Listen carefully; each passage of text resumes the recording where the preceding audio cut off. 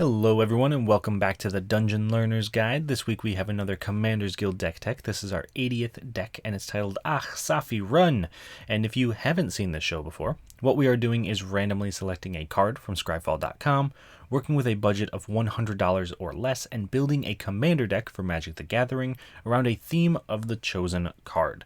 So really quickly, before we jump into the deck tech itself, I do want to highlight some of our social media accounts, some of the ways you can help support this channel if that's something you're interested in doing. And if none of these are your style, you can always just like the video, subscribe to the channel. That really does help out a lot, and we appreciate all of that. The goal is to reach 500 subscribers by the end of the year, so if you know anyone who might enjoy the content, please do feel free to share it to them. I love seeing new people join the channel. But otherwise, if you're looking to reach out to us in other ways, you can find us on Twitter at 13POYNZ, Reddit u/POYNZ13, email dungeonlearnersguide@gmail.com. All of those are great ways to reach out to us. I will make sure to respond to everybody as best as I can, and they're great ways to suggest any cards you might like to see for this channel if you're not putting them in the comments for the YouTube videos. And then, if you're looking to support us a little bit more directly, you could go to our TCG Player affiliate link. Any cards you purchase after clicking on that link, we get a little bit of a kickback from, just as a thank you for sending them your way. And then finally, the last and most direct way to support us is Patreon, patreon.com/dungeonlearnersguide. That is one of the best ways to support us because we are able to provide a little extra for those of you that are supporting us on Patreon. We give you the deck lists a week in advance, so you can kind of look through those, see if there's anything that might need to be changed. You get access to a Discord channel where we actually brew up some of these decks, and we also put together the gameplay for it. So if you ever wanted to be in a game on the channel, that's a great way to do it. And then finally, you also get access to the unedited gameplay videos, so you can actually hear the players talking to each other and laughing and having a good time rather than just my narration over the top of it. And we'll also send you a random card every single month, one of our random cards of the week. So if that is something you're interested in, please do check us out. You can join our current Patreons. We have William Swiftfoot, we have Doodle, we have Kelvin Schmidt, and Eric Hui. So to the four of you, thank you all very much. But I think that's enough rambling from me. Let's move on to the actual deck tech. So this week, our random card of the week is suggested by Jabba the Hutt on Reddit. I'm assuming it's pronounced Jabba, even though it's got the 6s in there. And this random card is Saffi Eriksdotter. And Saffi Eriksdotter is a green and a white for a 2/2 legendary creature human scout. You can sacrifice Saffi Eriksdotter, and when target creature is put into your graveyard this turn, return that card to the battlefield. Now, as an unspoken rule for this channel, if we have a random card that is a legendary creature, that of course means that legendary creature has to be our commander. So we are a Saffi Eriksdotter deck this week. We are a Selesnya colored deck that is going to try to make the most out of Saffi, shall we say. So without spoiling anything before we get to our themes, let's, actually get to our themes. So the first thing that we're really trying to do with this deck is have enter the battlefield effects. The way that Saffi works is whenever a creature dies, we can bring it immediately back into play. That means we're going to have a ton of creatures entering and leaving the battlefield, so we want effects like Soul Warden, which is 1 white for a 1/1 human cleric. Whenever another creature enters the battlefield, you gain 1 life. So I'm not going to lie, there are a few infinite combos in here, and Soul Warden is a great piece to have on board when we're infinitely cycling creatures in and out of our graveyard, because that's going to gain us literally an infinite amount of life. So Soul Warden is incredibly useful in this deck, and it's not the only thing that benefits us from playing creatures and having them enter and leave, but it is one of the more powerful because it also affects our opponent's battlefields as well. Whatever creatures they play, if they play any creatures or reanimate any creatures or make a ton of tokens, we gain life from that as well. So Soul Warden, absolutely great card, and there's kind of a whole portion of the deck dedicated to effects like this. But that is theme number 1. Theme number 2 is going to be all about returning creatures from the graveyard to the battlefield, because it's great if we can have things triggering when things enter the battlefield, but we need to actually make sure things enter the battlefield. So for that, we have things like Karmic Guide, which is 3 white for a 2/2 angel spirit. It has flying, protection from black, echo for 3 white, so at the beginning of our upkeep, if it came into our control since the beginning of our last upkeep, we have to sacrifice it unless we pay its echo cost. And when Karmic Guide enters the battlefield, return target creature card from your graveyard to the battlefield. So nice and simple. And one of the great things we can do with Karmic Guide actually is return Saffi from our graveyard to the battlefield. So we could, for example, if someone attempts to, say, board wipe, destroy all our creatures, we can sacrifice Saffi, making sure that when Karmic Guide dies, it returns to play. We can leave Saffi in the graveyard, and then when Karmic Guide dies, it'll come back to play with Saffi's ability, which can then return Saffi to play as well. So as long as we have Saffi and Karmic Guide, and neither of them gets exiled, we can always make sure that they return each other to the battlefield, which is an incredibly powerful thing to do. So Karmic Guide alone is very powerful, and thanks to a lot of recent reprintings, it's down to only about 23 cents, so it is a phenomenal card for this deck, and it's not the only thing that returns things from the graveyard, but it is certainly the most powerful. And then, finally, the last theme of this deck, we need creatures to die. Right, we're making sure they enter the battlefield, we're making sure that they come back from the graveyard, but we can't rely on our opponents killing our things for us. We've got to kind of do it ourselves. So that is where cards like Greater Good come in, and Greater Good is 2 green for an enchantment that says sacrifice a creature, draw cards equal to the sacrificed creature's power, then discard 3 cards. So this is a free sacrifice outlet. We don't have to pay mana for it. We don't have to tap anything. We just have to sacrifice a creature.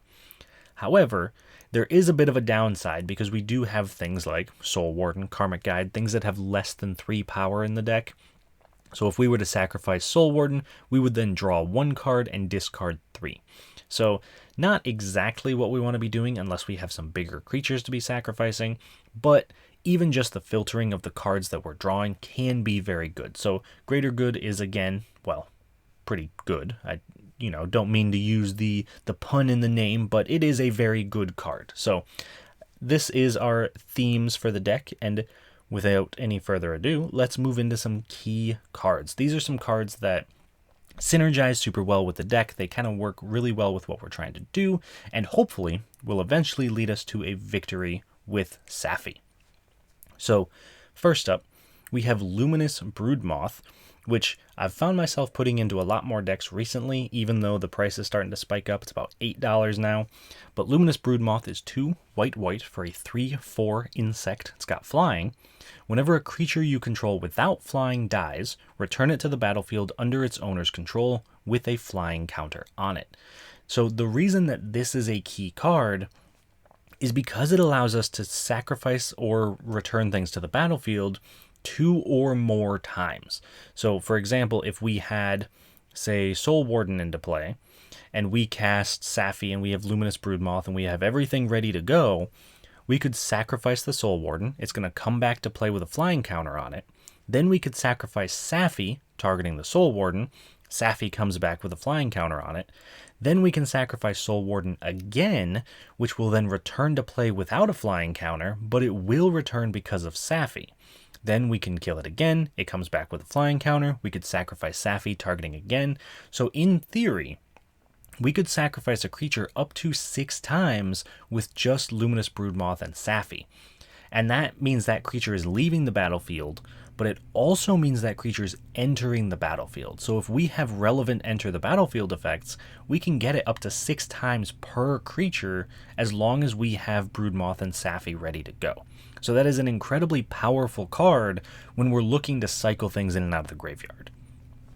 And our next key card is going to be Fanatical Devotion. So once again, a free sacrifice outlet, but it is 2 and a white for an enchantment that just says sacrifice a creature, regenerate target creature. So yeah, it's a little bit expensive. It's 3 mana, but being able to sacrifice any creature for free with very little downside is very, very important, because with this, we could save any of our creatures from a board wipe, or at least save half of our creatures from a board wipe by regenerating them, but it's also just a great way to sacrifice our board because it doesn't have to regenerate our creatures. So we can continuously cycle our creatures. We don't have to worry about running out of cards with greater good. We don't have to worry about maybe losing creatures or running out of creatures to target, because we could regenerate our opponent's creatures if we really need to. So no matter what happens, this is almost always just a free sacrifice outlet with no downside. And that is super relevant, especially when not only does it have no downside, it could very well have a big upside if we want to keep our creatures around from a board wipe. So Fanatical Devotion, phenomenal card. I absolutely love this thing. So that is key card number 2. And finally, that leads us to our last key card, which is Woodfall Primus. And Woodfall Primus is going to look a little bit weird alongside Broodmoth and Fanatical Devotion, but if you actually combine these 3, it gets incredibly powerful. So Woodfall Primus is 5 green, green, green for a 6/6 Treefolk Shaman. It's got Trample, and when it enters the battlefield, destroy target non-creature permanent, and it has Persist, which means that if it dies, if it has no -1/-1 counters on it, return it to the battlefield with a -1/-1 counter. So with Woodfall Primus and Luminous Broodmoth, and a sacrifice outlet like Fanatical Devotion, that's actually an infinite combo, because we are able to sacrifice Woodfall Primus. It comes back into play with a flying counter because we can choose which of the triggers is going to happen first. So it returns with a flying counter. Then we can sacrifice it again. It's going to leave. It has a flying counter, so Luminous Broodmoth's not going to bring it back. But the Persist trigger will bring it back. So Woodfall Primus comes right back with a Persist counter, and it destroys something else when it enters. Then we could kill it again. It had no flying counter, so it comes back, but it also comes back without a -1/-1 counter. So if we have the 3 key cards that are on screen right now, we can destroy every single non-creature permanent on the board. Now, this is where this is going to be kind of rude. That means enchantments, that means artifacts, that means planeswalkers, and that means lands. We can absolutely just wipe away our opponent's lands with this combination and not have to worry about much in terms of retaliation. Now, obviously, that is like best case scenario with Luminous Broodmoth, but even without Luminous Broodmoth, if we just have Woodfall Primus, Fanatical Devotion, or any other sacrifice outlet, and Saffi, we can still do that 4 separate times, because Woodfall Primus brings itself back for the 2nd time. We can then sacrifice Saffi to bring it back a 3rd time. It brings itself back the 4th time, and then it finally dies. So that's a great way to get rid of any of those pesky artifacts, enchantments, planeswalkers, or utility lands. I wouldn't recommend going straight for people's lands unless you can get rid of all of them, because then people might start to target you, so be aware of that. But Woodfall Primus, obviously very, very powerful card, especially when we're able to recur creatures as much as we are with this deck. So those are the key cards for this week. And the next piece of our deck tech is to take a look at some cool interactions, some cards that synergize very well together and just kind of combined could start to push us toward a victory. So the first of these cool interactions is going to be Renegade Rallier and Angelic Renewal. So we just talked about an infinite combo with Luminous Broodmoth and Woodfall Primus. This is actually another infinite combo in the deck. So like I mentioned, we're kind of combo centric. That is something to be aware of. But if we use Renegade Rallier, which is 1 green-white for a 3/2 human warrior, has Revolt. Whenever Renegade Rallier enters the battlefield, if a permanent you controlled left the battlefield this turn, which is going to happen all the time because we're sacrificing stuff, we can return target permanent card with converted mana cost 2 or less from your graveyard to the battlefield. And so we combine that with Angelic Renewal, which is 1 and a white for an enchantment. Whenever a creature is put into your graveyard from the battlefield, you may sacrifice Angelic Renewal. If you do, return that card to the battlefield. So let me set the scene for you. You've got Renegade Rallier and Angelic Renewal in play. Even if you have not triggered Revolt this turn, all you have to do is sacrifice Renegade Rallier to any of our numerous sacrifice effects. That triggers Angelic Renewal. You can then sacrifice Angelic Renewal to return Renegade Rallier to play. Once Renegade Rallier enters play, it sees that Revolt has been triggered. It also sees Angelic Renewal in the graveyard, and so you can actually return Angelic Renewal to play with Renegade Rallier, allowing you to then sacrifice the Rallier, sacrifice the Renewal, and keep doing it again. So That is an infinite amount of leave the battlefield triggers and an infinite amount of enter the battlefield triggers. So if we have something like Soul Warden, we are gaining an infinite amount of life.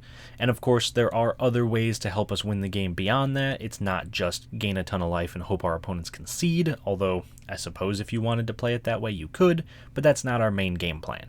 But it is important to note that this is a way we could go infinite if we truly needed to. However, that does lead us to our second cool interaction, which is a little bit different. And this one is Martyr's Bond and Grafted War Gear. So this one, we're not going infinite, but I wanted to put Martyr's Bond in here, and we could have put any sacrifice outlet, but I really like Grafted War Gear, so I wanted to highlight it. Martyr's Bond is 4 white for an enchantment that says whenever Martyr's Bond or another non-land permanent you control is put into a graveyard from the battlefield, each opponent sacrifices a permanent that shares a card type with it. Then, Grafted War Gear, 3 mana for an artifact equipment. Equipped creature gets +3/+2, and whenever a Grafted War Gear becomes unattached from a permanent, sacrifice that permanent, equipped for 0. So, the way that this is going to work for us, and like I said, Grafted War Gear could be any sacrifice outlet, but we sacrifice a creature, Martyr's Bond is going to trigger and force each opponent to also sacrifice a creature.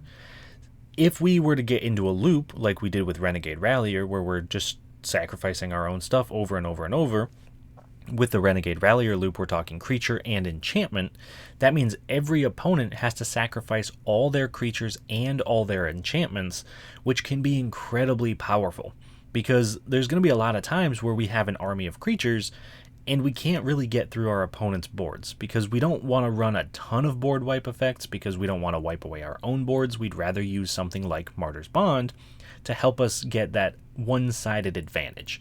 So this is a very powerful interaction, but it is something that is going to kind of shut down creature strategies, and if we do it right, it's going to shut down creature strategies. It doesn't always. I'm sure there's ways they can get around it, but even Martyr's Bond itself, if we just cast it, do nothing, and someone blows it up, that still at least forces each opponent to sacrifice an enchantment. So no matter what happens, there's always going to be some sort of benefit that comes from it, and that's just the bare minimum. That's the floor of what this card can do. The ceiling is just that it's going to make our opponents sacrifice all their creatures, and we just did a completely one-sided board wipe. So a very cool interaction, and of course I gotta show the Gideon art of Martyr's Bond, one of my favorite characters in Magic, so gotta highlight that as well while we're here. But those are our cool interactions for this week, so let's move into everyone's favorite piece of this deck tech, and that is the price of the deck. Now this week, we came very close to our budget limit, $97.55, and a good portion of that price actually came from Altar of the Brood. Now, Altar of the Brood is one of the main win conditions in this deck, so it is difficult to argue to take it out, but it is $9, so if you're looking to cut it, that is a possibility. But Altar of the Brood is 1 mana for an artifact that says whenever another permanent enters the battlefield under your control, each opponent puts the top card of their library into their graveyard. That means that we are milling our opponents every single time something enters the battlefield under our control. So if we get into the loop like we talked about earlier with Renegade Rallier and the Angelic Renewal, that's going to infinitely mill our opponents. That means that all we got to do is pass the turn. They die in their upkeep when they try to draw a card. So Altar of the Brood is a phenomenal win condition, especially because it's so cheap. We could, in theory, play Altar of the Brood turn 1, Angelic Renewal turn 2, Renegade Rallier turn 3, Sacrifice Outlet turn 4, and win the game. So I'm not saying that's always going to happen. That is obviously like magical Christmas land. Like we'll probably only do that once in a million games, but it is a possibility. So there's always a chance Altar of the Brood just kind of wins the game. And that is something to be aware of because I imagine people aren't going to want you to keep this card around, especially when you play Altar of the Brood on turn 1 and play a land on turn 2 and immediately mill them all for 1. They're going to start to take notice of that. So that is the deck tech, the deck price. If you're looking to maybe increase the price of this deck or just add a couple of cards that I think would fit super well but that I didn't have the budget for in this deck, I do have some suggestions for you. So first up, in terms of out of budget upgrades, my main suggestion is going to be Blasting Station. And Blasting Station is another win condition for this deck, something that could possibly win you the game. It is 3 mana for an artifact. You can tap, sacrifice a creature. Blasting Station deals 1 damage to target creature or player, and whenever a creature comes into play, you may untap Blasting Station. So, I know I keep going back to it, but if we were to put ourselves into the Renegade Rallier Angelic Renewal loop, we are able to sacrifice the Renegade Rallier with Blasting Station, doing 1 damage to an opponent. Then, when Renegade Rallier returns, it untaps Blasting Station, we do it again. So, whenever we get into those infinite loops, our sacrifice outlets don't win us the game. This sacrifice outlet wins us the game. So that is a very powerful effect to have in this deck when we're trying to just cause a bunch of creatures to die and to enter the battlefield. Now, the card that I would recommend taking out for this card, I'm going to preface this by saying that this is a very good card. Evolutionary Leap is a super powerful card, and I highly recommend playing it if you're able to. However, if we're putting in a sacrifice outlet, I would recommend taking out the sacrifice outlet that actually costs us mana. So, Evolutionary Leap, 1 and a green for an enchantment. We can pay a green, sacrifice a creature, and reveal cards from the top of your library until you reveal a creature card. Put that card into your hand, and the rest on the bottom of your library in a random order. So this can be very good. It can get us to things like our Renegade Rallier, like our Woodfall Primus, like our Luminous Broodmoth. But because we have to pay a green mana to sacrifice a creature, it's never going to win us the game. We need to try to make sure that our sacrifice outlets are free, or mostly free in the case of Blasting Station, because yeah, it's got a tap, but it's most likely going to untap anyway. So we really want to try to avoid having to pay mana if we can. That's not to say Evolutionary Leap is not a very good card, and if you don't have the budget for Blasting Station, Evolutionary Leap is still a very solid include for this deck. That does, though, lead us to our last out-of-budget upgrade, which is going to be Ashnod's Altar. So the reason that I wanted to include Ashnod's Altar is, again, it's a sacrifice outlet, which is super important for this deck. We gotta make sure we can kill our own creatures. But this is also a way to generate an infinite amount of mana if we're causing one of those infinite sacrifice loops. Because Ashnod's Altar is 3 mana for an artifact that just says sacrifice a creature, add 2 colorless to your mana pool. So there's not a ton we can do with infinite colorless because we need a lot of colored mana for our spells, but that's really going to help us cut down on the cost of what we're doing and probably let us, well, go infinite much sooner than we would be able to otherwise. And so my main recommendation for replacing this is a bit of a weird one. It's actually Farseek, which is 1 and a green for a sorcery that says search your library for a plains, island, swamp, or mountain, put it onto the battlefield tapped, then shuffle your library. In my mind, Ashnod's Altar and Farseek are pretty similar because they're both ramp, but Farseek is only going to get us a plains. We don't have a way to get a forest, we don't really have any dual lands in here, so the only thing Farseek can do is get us a single plains. And while that's good, I don't think it's good compared to Ashnod's Altar. Being able to make infinite mana and sacrifice creatures is going to be much more powerful than getting just a single land. So that is my recommendation for you. These are my out-of-budget suggestions for the week. But of course, if you've seen this show before, you got to know we're not quite done yet. We're done with the deck tech, yes, but we need to see how this deck performs in an actual game. So we are going to run this deck up against 3 opponents this week and see how it performs. So first up, we have Asylum Gaming playing his Negan the Cold-Blooded deck. We have AngryCow playing Selvala Explorer Returned, and we have Bilal playing Zakama Primal Calamity. And I'm not going to lie to you, when I first sat down to play this game, I was very excited that there were no blue players at the table, because I think one of the things that counters our deck the most are just, well, counters, being able to stop our spells on the stack, being able to stifle any effects we have. So very happy to not see any blue here, but let's run through our opponents and their decks and see kind of what we're dealing with. So first up, we have Asylum Gaming's Negan the Cold-Blooded deck. This is a sacrifice deck. He wants to make his opponent sacrifice things. He wants to gain some sort of benefit from it. And then there's also a bit of an artifact sub-theme, since Negan is going to be making a ton of treasures. He wants to make as many artifacts as possible and then find another way to benefit from it. I think in the long run, we're probably going to be okay against Negan, because if he wants us to sacrifice things, and we want to be sacrificing our things anyway, there's a good chance that we just kind of are the antithesis to what he's trying to do, and no matter what happens, we're getting more value than he would like us to get. Next up, we have Cow's Selvala deck. This is, as far as I'm aware from what he mentioned, kind of a token strategy. He wants to make as many creatures as possible, as many creature tokens as possible, and then just slowly run over his opponents with effects like Overrun, things like that. So I think in the early game, we're going to be doing okay against this deck, but I think if the game goes long, there's a good chance he'll be able to go a lot wider than we can, and unless we're gaining an infinite amount of life, there's probably a good way the tokens are going to be able to take us out. So this is one of the decks that I am concerned about. However, it is not the deck I am the most concerned about, because that would be Bilal's Zacama Primal Calamity deck. This is just a big mana deck. He wants to play as many big things as possible, do a ton of damage to people, play a ton of lands, and just kind of go wild with his mana. And that concerns me, because if you look through Zacama's abilities, it can do 3 damage to a creature, it can destroy an artifact or enchantment, or it can gain 3 life. The gaining 3 life isn't super relevant for us, but being able to destroy artifacts or enchantments means that they can pretty much destroy any sacrifice outlet we have.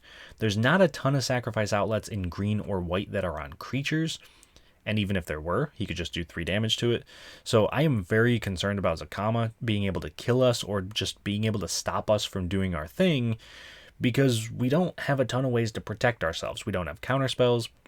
We don't have things like Heroic Intervention. They're too expensive. So I am worried about Zacama, but hopefully we'll be able to kind of get under Zacama and get in some combos before he can get too much mana or maybe get his commander on board.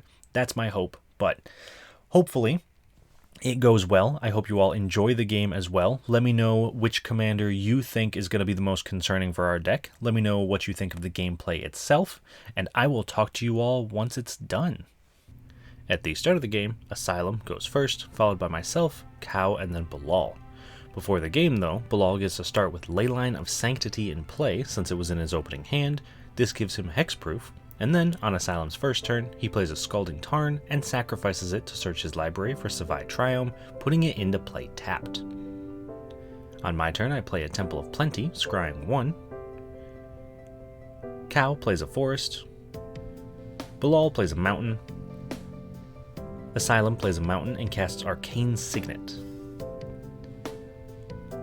I play a Forest and then also cast an Arcane Signet. Cow plays a Plains and casts Skullclamp. Bilal plays a Forest and casts Flame Scroll Celebrant, doing 1 damage to any opponent that activates a non-mana ability. And then unfortunately, Asylum misses his 3rd land drop, so he just passes. On my turn, I play a Plains and cast my commander, Saffi Eriksdotter, allowing me to sacrifice her to then return target creature from the graveyard to play the next time it would die this turn. Cow plays a Forest and casts his commander, Selvala Explorer Returned, which can be tapped to parlay, making each player reveal the top card of their libraries, gaining Cow a life and a green mana for each non-land revealed. Bilal plays a Forest, and at the end of turn, Asylum casts Vampiric Tutor, searching his library for a card and putting it on top, losing 2 life.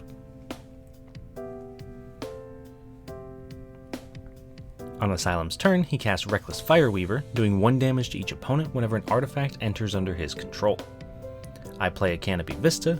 Cow plays Vitu-Ghazi the City Tree and parlays with Selvala, with each player revealing a non-land card, so Cow makes 4 green mana and gains 4 life, then we draw those cards. This allows him to cast Harrow, sacrificing a land to search his library for 2 basic lands, putting them into play.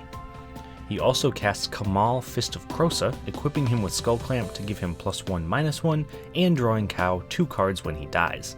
This also makes him lose a life because of the Flame Scroll Celebrant. Bilal plays a Forest and passes. Asylum plays a Wooded Foothills, and then casts Merciless Executioner, forcing each player to sacrifice a creature. This kills the Executioner, Saffi, Kamal, and Flamescroll Celebrant, drawing Cow 2 cards.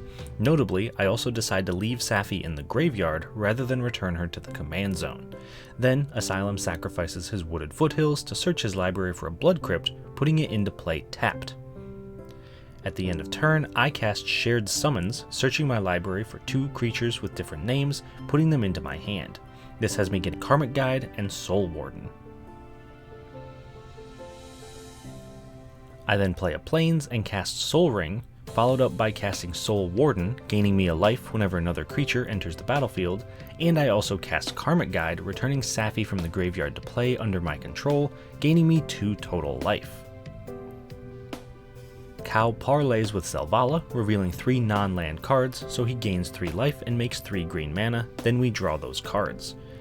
He then plays a command tower and casts March of the Multitudes, where X equals 4, making 4 1/1 soldier tokens with lifelink and gaining me 4 life.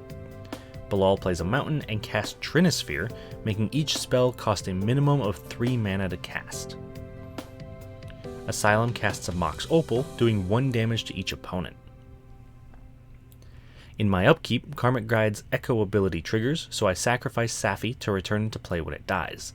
Then, when I don't pay for Echo, the Karmic Guide dies and returns to play thanks to Saffi, also returning Saffi to play, gaining me 2 total life. I then cast Cultivate, searching my library for 2 basic lands, putting 1 into my hand and the other into play tapped, and then I move to combat, attacking Bilal for 1. Cow parlays with Selvala, revealing only 1 non-land, so he only makes 1 green mana and gains 1 life. He then equips Skull Clamp to a soldier token, immediately killing it and drawing him 2 cards. He plays a Plains, and moves to combat, attacking Bilal for 3, gaining 3 life. Then in his second main phase, he equips Skull Clamp to another soldier, killing it and drawing 2 more cards. Finally, he casts Gala Greeters, allowing him to make a tapped treasure token, gain 2 life, or put a +1/+1 counter on it whenever another creature enters the battlefield, but he can only choose each option once per turn. Bilal plays a forest and casts Lightning Greaves. Asylum plays a luxury suite and casts his commander Negan the Cold-Blooded. This lets him and I both secretly choose one of my creatures, sacrificing any creatures chosen and making him a treasure for each creature sacrificed. In response, I sacrifice Saffi, targeting Karmic Guide. Then I choose Karmic Guide and Asylum chooses Soul Warden, making me sacrifice both of them, while he makes 2 treasures and does 2 damage to each opponent. Once Karmic Guide dies, Saffi's trigger to bring it back happens, but Cow responds, casting Verdant Command to make 2 squirrel tokens and exile Karmic Guide from my graveyard. This also triggers his Gala Greeters, putting a +1/+1 counter on it and making a tapped treasure token. Once that resolves, Asylum casts Mayhem Devil, doing 1 damage to any target when a player sacrifices a permanent. He then attacks me for 1 and passes. I play a Temple of the False God and cast Greater Good, allowing me to sacrifice a creature, draw cards equal to its power, and then discard 3 cards. I then cast Revelark, immediately sacrificing it to Greater Good, drawing 4 cards, discarding 3, and then triggering the Revelark, so I get to return Saffi and Soul Warden from my graveyard to the battlefield. This also triggers Negan and Mayhem Devil, making Asylum a treasure, doing 1 damage to each opponent, and doing 1 extra damage to me. Cow parlays with Selvala, revealing 3 non-land cards, so he makes 3 green mana and gains 3 life. He then equips Skull Clamp to a squirrel, killing it and drawing 2 cards. He then does the same with his other squirrel, killing it and drawing 2 more cards. Then he plays a forest and casts Sky Shroud Claim, searching his library for 2 forests, putting them into play. After that, he moves to combat, attacking Bilal for 2, gaining 2 life with his soldiers. Second main phase, he equips Skull Clamp to a soldier, killing it and drawing 2 more cards. After that, he casts Doubling Season, which lets him make double the amount of tokens and put double the amount of counters on permanents. Bilal plays a Plains and casts Giver of Runes, which can tap to give another target creature protection from a chosen color until the end of turn. He equips Giver of Runes with Lightning Greaves, giving her haste and shroud. Asylum plays a Marsh Flats, sacrificing it to search his library for a Sacred Foundry, putting it into play tapped. He then casts Rite of the Raging Storm, letting each player make a 5/1 Lightning Rager token in their upkeep, being unable to attack him with it and then sacrificing it at the end of turn. In my upkeep, I make a Lightning Rager token, and then play a forest and cast Martyr's Bond, making it so if any non-land permanent goes to the graveyard on my board, each opponent sacrifices a permanent that shares a type with it.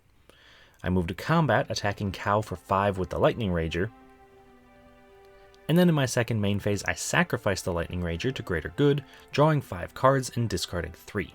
This triggers Martyr's Bond, Negan, and Mayhem Devil, resulting in Giver Runes, a Soldier token, and Mayhem Devil being sacrificed, Asylum making 3 treasures, doing 3 damage to each opponent, and an extra 4 damage to me. I then foretell a card, and at the end of turn, Asylum casts Cathar Commando and sacrifices it to destroy Martyr's Bond, which also makes Cow sacrifice Doubling Season, Bilal sacrifice Leyline of Sanctity, and Asylum sacrifice Rite of the Raging Storm. Cow parlays with Selvala, revealing 1 non-land, gaining him a life and making him 1 green mana.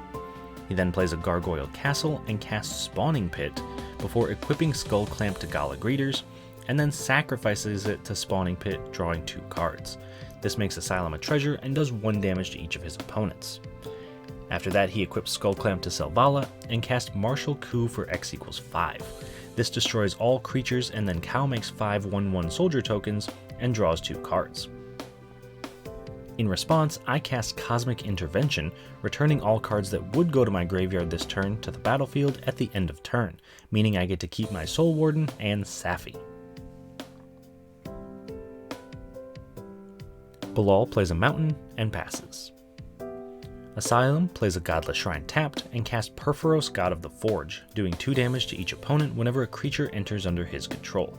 He also casts Gisa Glorious Resurrector, allowing him to return any creature that dies under his opponent's control to the battlefield under his control, but giving it Decayed. This also does 2 damage to each opponent. At the end of turn, I cast Swords to Plowshares to exile Gisa, gaining Asylum 4 life. Unfortunately, I couldn't have done this since Trinisphere was still in play at the time. On my turn, I cast Luminous Broodmoth, letting any number of creatures without flying that die return to play with flying counters on them. I also cast Avenger of Zendikar, making 8 plant tokens since I control 8 lands, gaining 9 life. I then sacrifice the Avenger to Greater Good, drawing 5 cards, discarding 3, returning the Avenger to play with a flying counter on it, making 8 more plants and gaining 9 more life. I then sacrifice Saffi, targeting the Avenger, and then returning Saffi to play with a flying counter. This lets me sacrifice the Avenger again, drawing 5 more cards, discarding 3, and returning it to play thanks to Saffi's ability, making 8 more plant tokens and gaining 9 more life. Then I'm able to sacrifice Avenger 1 more time, drawing 5 more cards, discarding 3, returning it to play with a flying counter, making 8 more plants and gaining 9 more life. Finally, I play a Command Tower, triggering the Avenger and putting a +1/+1 counter on all my plant tokens.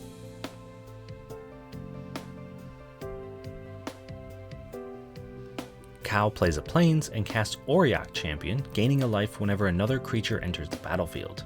He also casts Rabble Rousing, hiding away a card and making a citizen token for each creature he controls that attacks, casting the hideaway card for free if he has 10 or more creatures.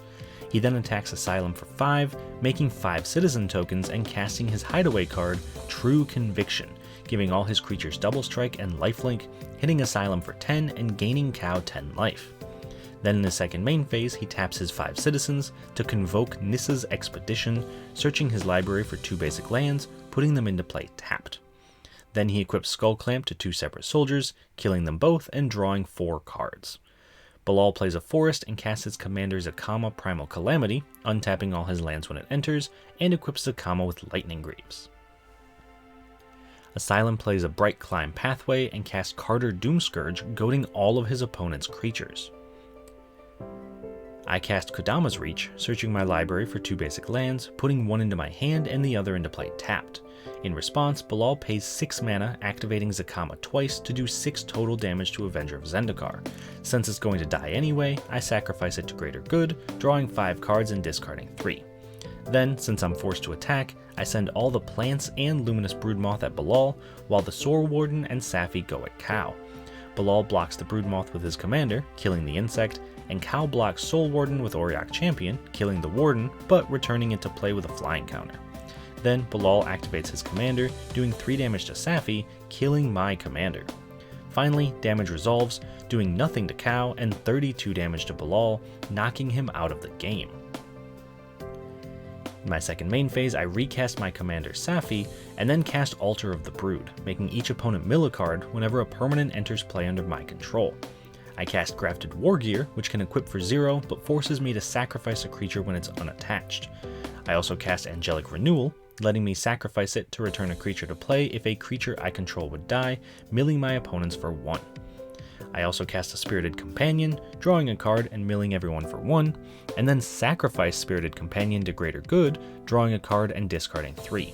This lets me cast Brought Back, returning Spirited Companion and Luminous Broodmoth from my graveyard to the battlefield, milling each opponent for 2 and drawing me a card. Cow plays a forest and casts Overrun, giving all his creatures +3/+3 and trample until the end of turn, and casts Shamanic Revelation, drawing a card for each creature he controls and gaining 4 life for each creature with power 4 or greater, drawing 9 cards and gaining 36 life. He then attacks me with his 9 creatures, making 9 more citizen tokens.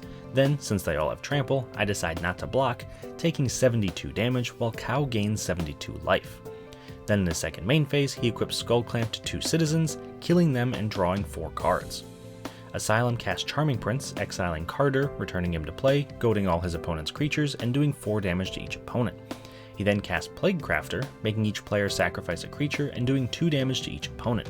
This kills the Plaguecrafter, a soldier token, and Spirited Companion, which comes back to play with a flying counter, drawing me a card and milling each opponent for 1. On my turn, I cast a Grafted Wargear, which equips for free, but sacrifices the equipped creature when it becomes unattached, also milling each opponent for 1. I then cast Renegade Rallier, which returns a permanent mana value 2 or less to play from the graveyard when it enters. This, combined with Saffi, means I can sacrifice Saffi, targeting the Rallier, and then sacrifice the Rallier, returning it to play, and then returning Saffi to play. This makes an infinite loop of permanents entering and leaving the battlefield, infinitely milling each of my opponents so they die on their draw steps, winning me the game. Alright, so that was a sweet game. Very cool to see Saffi do what she wanted to do, and there were a couple of times where we got very, very close to an infinite loop and just couldn't quite get there. The example being Karmic Guide and Soul Warden early on. If we had had just like a single sacrifice outlet, we could have gained infinite life, but I just couldn't seem to find one. And then at the end, being able to go off with Renegade Rallier and Saffi was also very cool. So very glad to showcase that this deck can in fact go infinite. I know I talked about it a lot during the deck tech and I was worried we wouldn't get to see it, but very cool that we did actually get to see it. And even without going infinite, I think the amount of value it generated was very impressive. We gained a ton of life throughout the course of the game, enough that we could survive a hit from Cow doing 72 damage to us at one point. And speaking of Cow's deck, I think his also did very well. It was very impressive seeing Rabble Rousing go off. That was the first time I'd actually seen Rabble Rousing cast in a game of Commander. And just being able to make 5+ citizens every single time he attacked just meant that he was almost doubling his board state. And then, obviously, with Overrun, with being able to give them Double Strike and Lifelink, it was just an absolutely terrifying board state. And we mentioned it in the game, but if he had had one more turn, if I hadn't been able to combo right when I did, or if someone had been able to destroy the Altar of the Brood, he definitely would have won on his next turn. There was no way I could have survived that attack. So, very impressive showing from Cow's deck there. Bilal, unfortunately, really didn't do much. He mentioned that he has a ton of lands and a ton of ramp in his deck, and he could not find a single piece of ramp, so he didn't get Zakama out until the turn that he died, which obviously is not when you want to get Zakama out, so didn't quite do what he wanted to do. I'm sure we'll see this Zakama deck again. Gotta have a revenge for it. And then, finally, we had Asylum Gaming in his Negan deck. He kind of had the opposite problem of everyone else at the table very early on. He couldn't find any mana at all. But impressively, he was able to eventually find some mana and kind of claw his way back into things. And I think that the combination of Negan and the Reckless Fireweaver and various treasures and effects like that was very impressive and very powerful. And I think that if he had been able to get his lands on curve when he needed them, it would have been a very different game, because I'm very confident he could have just killed my creatures when he wanted to, especially if he had pointed the Mayhem Devil triggers at them. But very impressive showing by everybody. Hopefully everyone else enjoyed the game as well. I certainly did. But if you have any suggestions for future cards that you would like to see turned into decks for the channel, please do let me know. Put them in the comments of the video, send them to me on Twitter, Reddit, email, whatever you've got. So, with all of that being said, hope you enjoyed it, hope you liked the video, hope you subscribed to the channel, and I will see you all on the other side of the Dungeon Learner's Guide.